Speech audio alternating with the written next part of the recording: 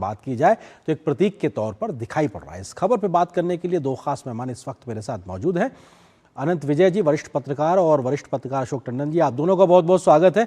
अशोक जी, शुरुआत आपसे ही, क्योंकि औपनिवेशिक काल की स्मृतियों से आगे बढ़कर आत्मनिर्भर भारत की ओर बढ़ने के लिहाज से सेवा तीर्थ, इस भवन को, इसकी भव्यता को, इस सोच को कैसे देखा जाए? बिल्कुल ठीक कहा आपने। ये एक भवन नहीं है, ये एक प्रतीक है। और नए भारत जो एक रास्ते पर चला है 2047 तक विकसित राष्ट्र बनने की दिशा में, उसके एक संकल्प है। आज एक ऐतिहासिक निर्णय लिया गया, केंद्रीय मंत्रिमंडल की बैठक में एक प्रस्ताव पास किया गया और उस प्रस्ताव में अपनी प्रतिबद्धता दिखाई गई कि हम किस प्रकार से दृढ़ संकल्प हैं भारत को विकसित राष्ट्र बनाने में। और मैं एक बात कहना चाहूंगा कि ये जो आज नई शुरुआत हम देख रहे हैं, ये शुरुआत तब से शुरू हुई थी जब राजपथ को कर्तव्य पथ के नाम पर बदला गया था। फिर हमने देखा कर्तव्य भवन बनने शुरू हुए और अभी कल ही राष्ट्रपति ने राष्ट्रपति भवन में भी श्री राजगोपालाचार्य का जो एक प्रकार से वहां पर स्मारक के तौर पर उनकी वहां प्रतिमा को उद्घाटन किया। और वो भी उन लोगों के जो ब्रिटिश काल के एक तरह से द्योतक थे, दर्शाते थे, उनको हटा कर किया गया। तो ये जो नया प्रधानमंत्री कार्यालय बना है, ये केवल एक इमारत नहीं है। तो मैं अगर इसमें आपको उस प्रस्ताव में से एक केवल बहुत महत्वपूर्ण पैराग्राफ पढ़कर बताना चाहता हूं, जो आज केंद्रीय मंत्रिमंडल ने सर्वसम्मति से वो प्रस्ताव पास किया। और उसमें ये कहा गया कि केंद्रीय मंत्रिमंडल माननीय प्रधानमंत्री जी के दूरदर्शी नेतृत्व में सेवा तीर्थ को संवेदनशील, उत्तरदायी और नागरिक केंद्रीय शासन का एक वैश्विक उदाहरण बनाने के लिए अपनी प्रतिबद्धता को दोहराता है, ये केंद्रीय मंत्रिमंडल ने कहा। और मंत्रिमंडल ये संकल्प लेता है कि 2047 तक भारत को एक समृद्ध, समर्थ और आत्मनिर्भर राष्ट्र बनाने की यात्रा में ये परिसर राष्ट्रीय आकांक्षाओं का सशस्त्र केंद्र बनेगा। ये आज के कैबिनेट के प्रस्ताव का एक अंश मैंने आपको पढ़कर सुनाया, जो ये दर्शाता है कि कैसी दूरदर्शिता वाले नेतृत्व में भारत न केवल आगे बढ़ रहा है, लेकिन जो हमारे गुलामी के जितने भी निशान थे उनको एक एक करके अब हम समाप्त करके और एक नए भारत का निर्माण कर रहे हैं। बिल्कुल अनंत विजय जी, बिल्कुल एक लंबी फहरिस्त है जिस बात का जिक्र अशोक जी ने किया कि कर्तव्य पथ हो, या फिर कल हमने राजा जी की प्रतिमा का अनावरण राष्ट्रपति भवन में देखा।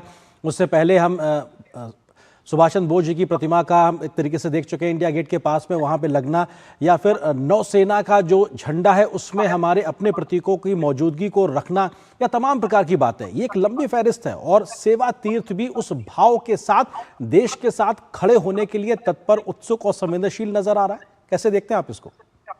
आर्यमन जी, इसको मैं रिक्लेमिंग सिविलाइजेशनल वैल्यू के तौर पर देखता हूं। और ये अभी 2014 के बाद से ही जब से नरेंद्र मोदी भारत के प्रधानमंत्री बने, तब से उन्होंने इस प्रकार कार्य आरंभ किया। आनंद जी, संभवतः आपके पास से आवाज इको कर रही है, अगर आप फोन पे हैं तो थोड़ा सा उसको कर लीजिए बैलेंस। मैं तो बिल्कुल ठीक है, आपकी आवाज बहुत इको कर रही है। मैं आता हूं दोबारा आपके पास, अब तक मैं अशोक जी का रुख करता हूं। अशोक जी, क्योंकि सेवा तीर्थ का मूल भाव नागरिकों देवो भव के साथ लिखा हुआ है, ऐसे में प्राथमिकता सीधे तौर पर स्थापित है।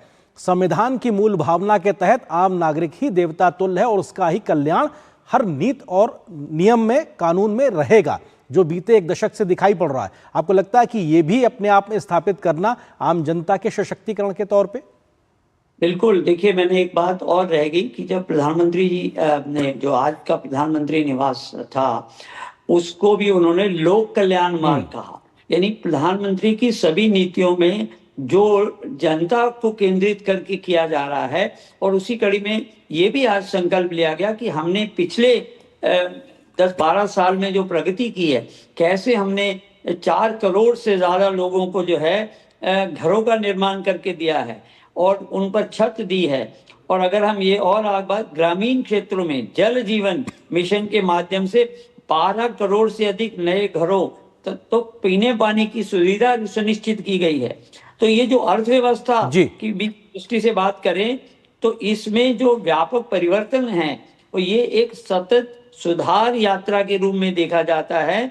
मिनिमम गवर्नमेंट मैक्सिमम गवर्नेंस के मंत्र से जीएसटी, डीटीबी, डिविजनल इंडिया जैसे सुधारों और अपनी अधिक पारदर्शिता, अधिक सक्षम एवं अधिक नागरिक केंद्रीय बनाया गया। तो ये जितनी हम इस साल की मोदी के साल की अचीवमेंट्स हैं मोदी के शासनकाल की, उनको भी आज केंद्रीय मंत्रिमंडल ने एक प्रस्ताव के रूप के सामने जनता के सामने रखा और भविष्य के जो रोड मैप है उसके बारे में तो हम चर्चा कर ही चुके हैं। बिल्कुल आनंद जी, संभवतः आपसे अब बेहतरी आवाज आ पाएगी, आप तो हमारे पास तक आप अपनी बात रख रहे थे, उस बात को आप पूरा करें। और इस बात को सिर्फ मैं इतना जोड़ दूं क्योंकि इस बात का जिक्र भी इस प्रस्ताव में है कि सेवा तीर्थ सत्ता के प्रदर्शन का केंद्र नहीं बल्कि आम भारतीयों के सशक्तिकरण का केंद्र होगा। तो ये प्राथमिकताएं भी दिखाता है और वो जो वीआईपी कल्चर है उससे हटके सेवा भाव को भी प्रदर्शित करता है। देखिए आर्यन जी, जो नागरिक देवो भव की अवधारणा प्रधानमंत्री नरेंद्र मोदी ने राष्ट्र के सम्मुख उपस्थित किया है, मैं इसको उसी का अगला कदम देखता हूं।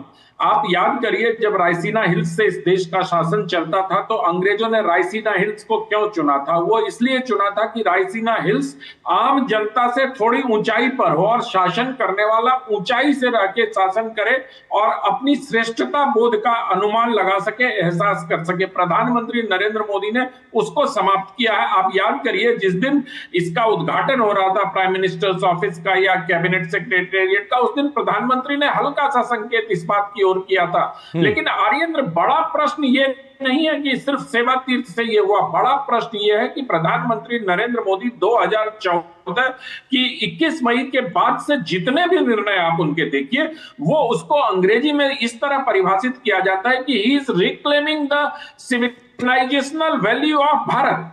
वो भारत की सभ्यतागत चेतना और मूल्यों को फिर से देश के सम्मुख या देश के साथ जोड़ने का प्रयत्न कर रहे हैं। ये राष्ट्रीय शिक्षा नीति क्या है, भारतीय शिक्षा पद्धति क्या है? मुझे याद पड़ता है 3-4 साल पहले प्रधानमंत्री जब भारत की स्वाधीनता की स्वर्ण ये 75वीं वर्षगांठ पर लाल किले की प्राचीर से बोल रहे थे तो उन्होंने 5 मंत्र दिए थे। उस 5 प्रण में एक था औपनिवेशिक मान्यताओं से मुक्ति। तो वो अचानक से उन्होंने नहीं कहा था। अगर आप प्रधानमंत्री के सार्वजनिक कार्यों को देखें और उसमें उनके द्वारा उठाए गए कदमों को सूक्ष्मता से विश्लेषण करें, बगैर राजनीति के, बगैर पूर्वाग्रह के, तो आपको लगेगा कि ये व्यक्ति भारत की जो सभ्यतागत चेतना थी उसको वापस लाने के लिए कदम दर कदम, ईंट दर ईंट खड़ी करके एक इमारत बना रहा है जो सेवा तीर्थ के रूप में भारत के सामने आया है। मैं सिर्फ इतना आपसे कहना चाहता हूं कि राष्ट्रीय शिक्षा नीति हो, भारतीय शिक्षण पद्धति हो, इंडियन नॉलेज सिस्टम को किसने विमर्श के केंद्र में लाया? आज बताइए, आज देश के जितने विश्वविद्यालय आर्येंद्र जी, सब में राष्ट्रीय शिक्षा नीति और इंडियन नॉलेज ट्रेडिशन या इंडियन नॉलेज सिस्टम की बात होती है। हम नहीं चाहते हैं। बहुत विस्तार से अशोक जी ने सारी जीएसटी, डीबीटी, डिजिटल इंडिया, इतने घर बन गए, इतने मकान बन गए, इतने शौचालय बन गए, इतने स्वच्छ हो गए, ये सारी चीजों का उन्होंने बहुत विस्तार से वर्णन किया। लेकिन मैं सिर्फ इस बात को अंडरलाइन करना चाहता हूं कि स्वाधीन भारत का ये पहला प्रधानमंत्री है जो भारत को रिक्लेम कर रहा है। एक तरीके से आप देखिए, हम उस पे नहीं जाते, हम राजनीति में नहीं जाते। प्रधानमंत्री नरेंद्र मोदी अगर धर्म की बात करते हैं तो लोग उन पर आलोचना करते हैं कि धर्म और राजनीति का घातमेल भारतीय जनता पार्टी कर रही है। लेकिन क्या आपको पता है 17 मार्च को पूरे अमेरिका में प्रेयर डे मनाया जा रहा है जी, और उस दिन सब लोग चर्च जाके प्रेयर करेंगे। वहां तो धर्म का घालमेल नहीं दिखाई देता किसी को। अमेरिका बार बार हमें याद करिए, बराक ओबामा के समय, जो बाइडेन के समय हमें नसीहत देता था कि आप धर्म का घालमेल मत करिए, यहाँ पर सहिष्णुता नहीं, वो राजनीति थी। लेकिन जब अवसर पड़ा, आज आर्येंद्र जी, पूरी दुनिया अपनी जड़ों की ओर लौटने का प्रयास कर रही है और प्रधानमंत्री नरेंद्र मोदी ने 2047 में जो विकसित भारत का स्वप्न देखा है, मुझे लगता है कि वो भारतीय चेतना को रिक्लेम करके ही उस रास्ते पर आगे बढ़ा जा सकता है। बिल्कुल, जो एक तरीके से देश या समाज अपने इतिहास पे गर्व नहीं कर सकता, वो भविष्य में कैसे एक उन्नति की ओर जाएगा, इस बात को भी लगातार प्रधानमंत्री सार्वजनिक मंच पे रखते हैं। अशोक जी, क्योंकि आपने तमाम आंकड़ों का जिक्र किया बीते 1 दशक या लगभग 11-12 वर्षों की इस पूरी यात्रा में मोदी सरकार की, उसके आधार पर ही इस संकल्प में इस बात का भी जिक्र है कि सेवा तीर्थ से नई ऊर्जा के साथ में रिफॉर्म एक्सप्रेस और ज्यादा तेज गति से आगे बढ़ेगी। तो ये भरोसा भी पैदा होता है कि हाँ, ये जो आर्थिक गतिविधियों को लेकर देश तेजी से तीसरी सबसे बड़ी अर्थव्यवस्था बनने की ओर अग्रसर है और दुनिया में हम अपनी धाक जो जमा रहे हैं तकनीकी महारत के आधार पर, वो रिफॉर्म की जो गाड़ी है तेजी से आगे बढ़ती दिखाई पड़ेगी। देखिए, ये जो आज का कैबिनेट का प्रस्ताव है, ये एक संकल्प भी है और ये संकल्प पत्र जो है ये इस सरकार की जो प्रतिबद्धता है उसको दिखाता है, क्योंकि इसमें ये कहा गया है कि यहाँ आज के बाद से लिया गया हर निर्णय 140 करोड़ देशवासियों के प्रति सेवा भाव से प्रेरित होगा और राष्ट्र निर्माण के व्यापक लक्ष्यों से जुड़ा होगा। तो ये संकल्प जो दोहराया गया है, जो प्रधानमंत्री का संकल्प है, और इसीलिए और उसमें ये जो संवैधानिक मूल्यों की बात कही गई है, नैतिकता, प्रतिबद्धता की बात की गई है और ये उसकी एक अभिव्यक्ति है और जो शासन को नागरिकों की गरिमा, समानता और न्याय से जोड़ती है। और इसी कड़ी में सेवा तीर्थ की कार्य संस्कृति इसी आत्मा से संचालित होगी और जहां हर नीति संविधान की मूल भावना के अनुरूप होगी और हर निर्णय देशवासियों की आकांक्षाओं के प्रति उत्तरदायी होगा।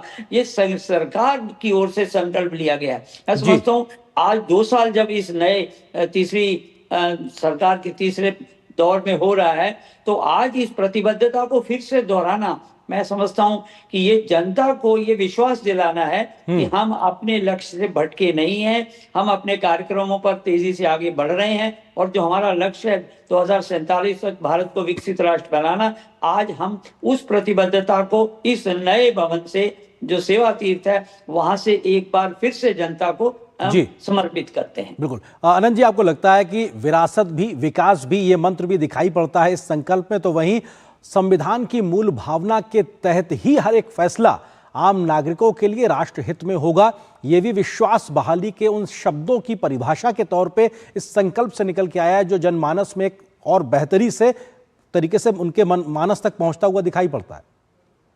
अरेंद्र जी, जनमानस तो बना हुआ है, जनता तो चाह रही है, जन आकांक्षा के अनुरूप ही ये सरकार कार्य कर रही है। जनता की आकांक्षा है अपनी जड़ों की ओर वापस लौटने की। आज देखिए हमारे युवा, मैं तो जेन जी की बहुत सारी बातें करता हूं, बहुत सारे विरोधी दल के नेता जेन जी को उकसाने की बात भी करते हैं, लेकिन आज मंगलवार है, आज मंगलवार को आप मंदिरों में चले जाइए, ये उपासना पद्धति की बात नहीं है, आप धर्म की ओर प्रवृत्त हो रहे हैं। धर्म उपासना पद्धति की मैं बिल्कुल बात नहीं कर रहा हूं। आज का हमारा जेन जी अगर धर्म की ओर प्रवृत्त हो रहा है तो इस देश में इस तरह का वातावरण किसने बनाया, ये भी हमें सोचना चाहिए कि आज अगर हमारा जेन जी धर्म और अध्यात्म की ओर जा रहा है तो उसके लिए एक सही वातावरण का निर्माण भी इसी राष्ट्र, जो 12 वर्षों से राष्ट्रवादी सरकार चल रही है, उसी ने निर्मित किया और जिसके मुखिया प्रधानमंत्री नरेंद्र मोदी हैं।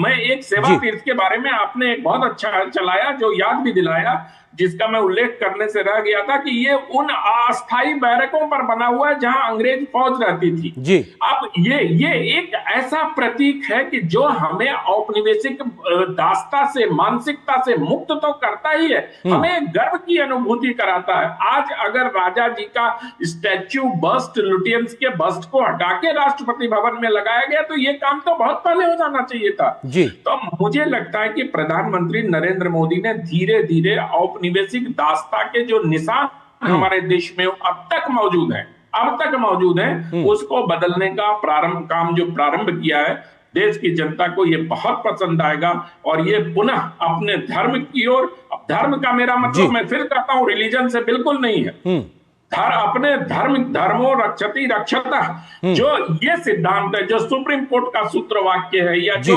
लोकसभा के सामने लिखा हुआ है या जो राज्यसभा का ध्येय वाक्य है, उनको रिक्लेम करने की का जो प्रयास हो रहा है, इसको मैं एक बृहत्तर पिक्चर के तौर पर देखता हूं। बिल्कुल, और शायद यही बड़ी बातें संकल्प से आज निकलती नजर आ रही। फिलहाल वक्त इतनी अनुमति दे रहा, आप दोनों मेहमानों का बहुत शुक्रिया हमारे साथ जुड़ने के लिए। अपना